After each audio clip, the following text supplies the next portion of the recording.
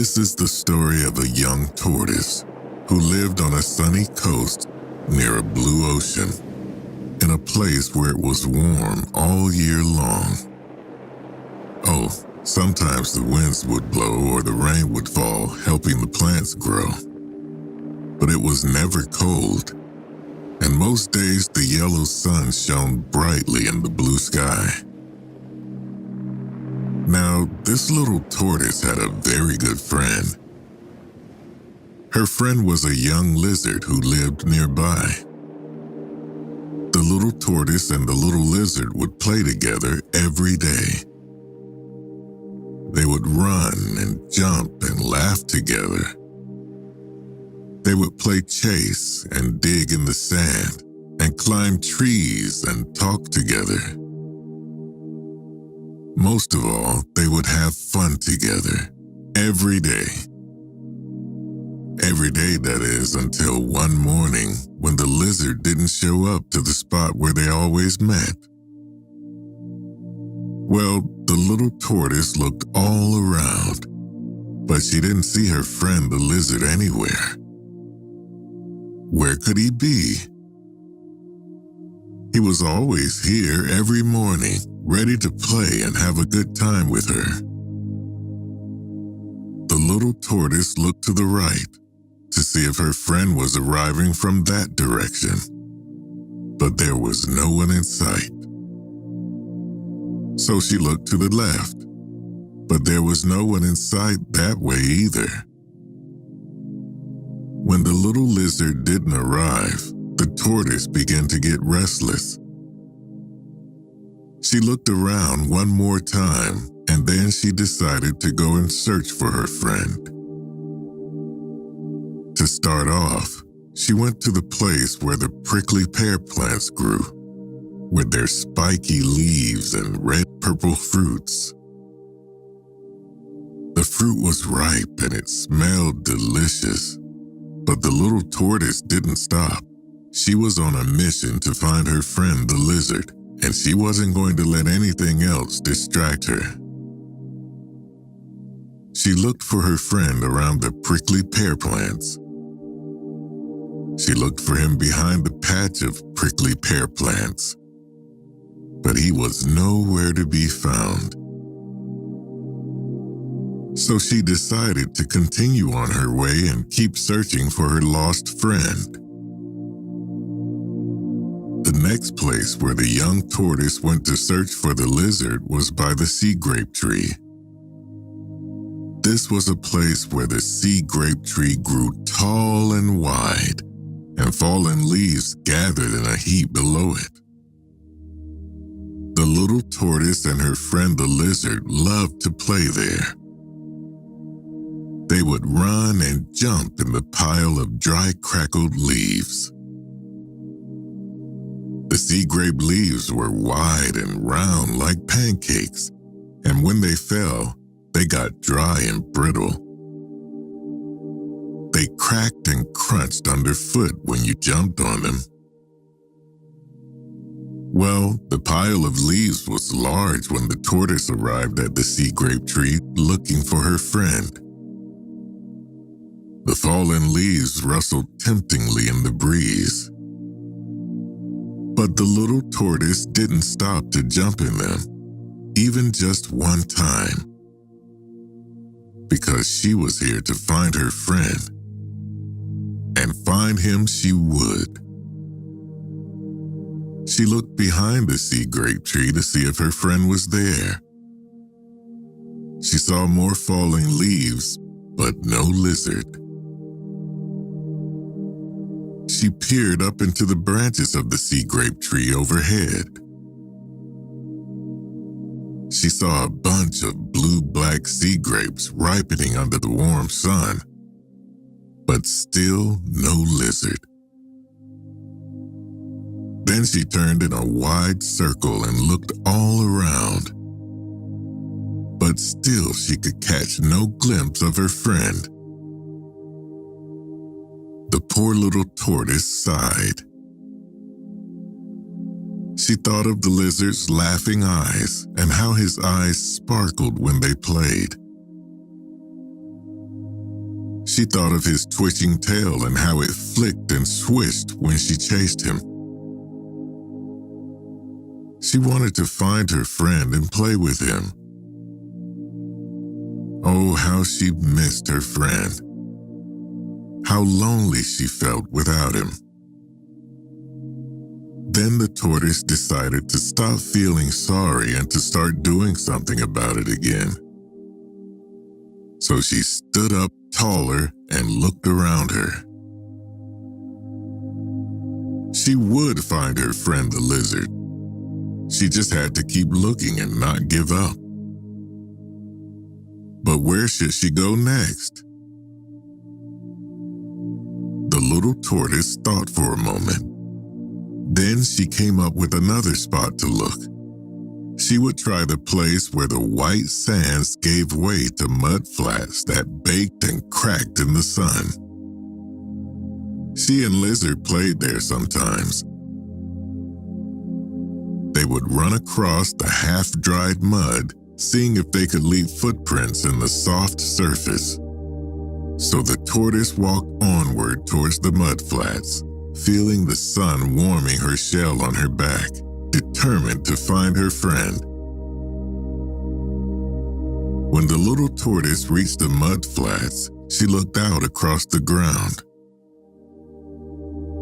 Cracks ran through the mud, forming a complicated pattern that the little tortoise thought was very beautiful. It looked like the amazing pattern of a spider web or the delicate veins on a leaf. It would be fun to run along each crack, she thought, zigging and zagging across the mud flats and leaving round footprints as she went. But the little tortoise did not run across the mud. Oh no, she stayed focused on her task. She was searching for the little lizard, and she would not be distracted until she found him. She looked all around, but she didn't see him anywhere on the mud flats. So she turned to look in the mangrove trees nearby. The roots of the mangrove tree stuck up out of the ground. They looked like lots of little sticks that someone had poked into the muddy earth.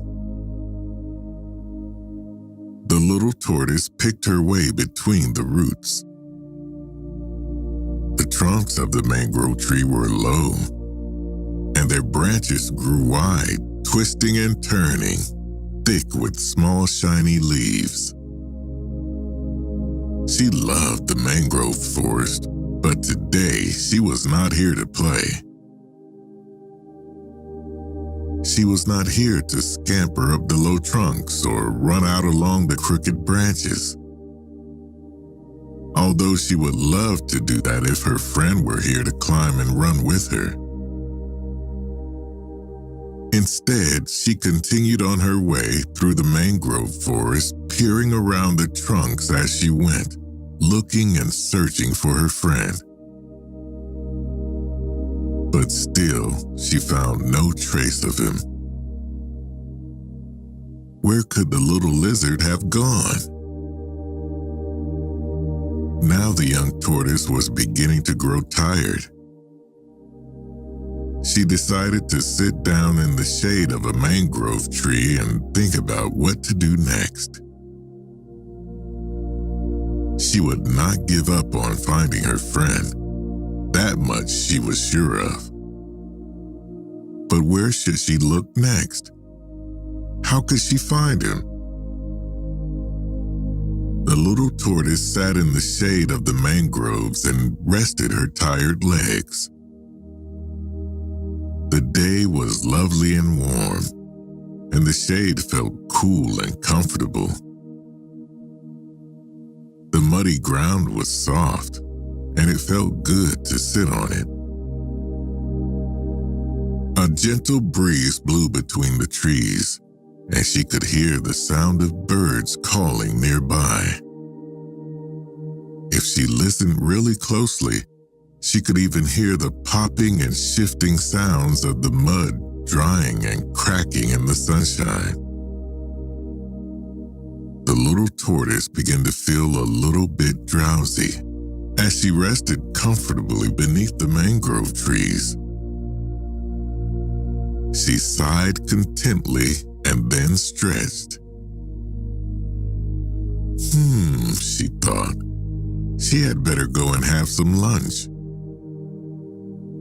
Then she would have more energy to continue her search for her friend the lizard. So she got up slowly.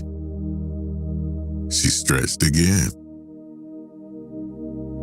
And she took in a big breath of warm air that smelled of the things she loved, like the mangroves and the mud flats and the salty sea. Then she made her way back across the mud flats in the direction of her little home. There, she had a pile of dry grasses and seed grapes and other good things to eat, which would taste very good indeed after her busy morning. She walked past the sea grape tree with its pile of rustling leaves. She walked past the prickly pear plants with their spiky leaves and red-purple fruits. She walked past the spot where she always met the little lizard each morning to play. And she walked right on to her own little home in a burrow she had dug into the soft, warm sand. And there, right at the entrance of her own little home, who do you think she saw? Why, it was her friend the lizard. There he was, standing right at the opening to her burrow, looking at her with a big smile on his face. Well, you can imagine that the little tortoise was very surprised to see her friend waiting for her, right there at her own home, after she had looked all over for him. "Hello," said the little lizard, looking very happy to see her. "I've been waiting for you." "Oh," said the little tortoise, smiling back at him, although her eyes were still wide with surprise. "I've been looking for you." The little lizard explained that he had arrived at their meeting spot a little late that morning. That was because he had been on his way to meet her when he suddenly noticed a wonderful new place to play. So he had stopped to explore it a bit before he continued on to meet her.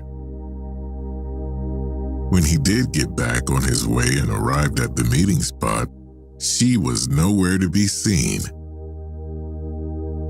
The lizard didn't know what to do then, he explained.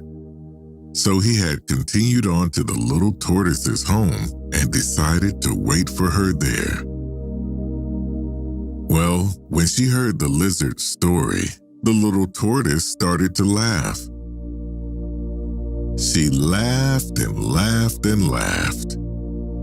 And then she explained to her friend what had happened. She told him that when she didn't see him at their meeting spot, she had decided to go and look for him. She told him how she'd gone to the place where the prickly pears grew. She told him how she'd gone to the sea grape tree with its pile of fallen leaves. She told him how she'd looked at the mud flats and searched through the mangrove forest. They must have just missed each other, the friends realized. The little lizard began to laugh then, too. When they were done laughing, the little tortoise went into her burrow to get a bite of lunch. After all, she had had a busy, tiring morning. And she would need her energy to play now that she and her friend had found each other at last. Once the little tortoise had eaten her lunch, the two friends set out again, ready to have some fun. First, they went to explore that new play spot that the lizard had noticed that morning. It was a wonderful place, full of little hills of sand. They climbed up the sandy hills, scrabbling and scrambling up the loose ground. Then they slid down the hills, coasting down a landslide of falling sand. Then, when they were tired of climbing and sliding, they shook themselves off and continued on their way to have more fun. They went to the place where the red-purple prickly pears grew. The fruit smelled ripe and delicious, and they picked as much as they could hold. From there, the tortoise and the lizard continued on to the sea grape tree. The mound of fallen leaves below it rustled in the breeze. The friends ran and jumped into the pile of dry leaves. The leaves crackled and crunched and flew in all directions. Again and again, the tortoise and the lizard jumped in the leaves, until at last they collapsed on the ground, tired and laughing. Next, they walked on, all the way to the mud flats beside the mangrove forest. There, the little tortoise ran along the cracks in the mud,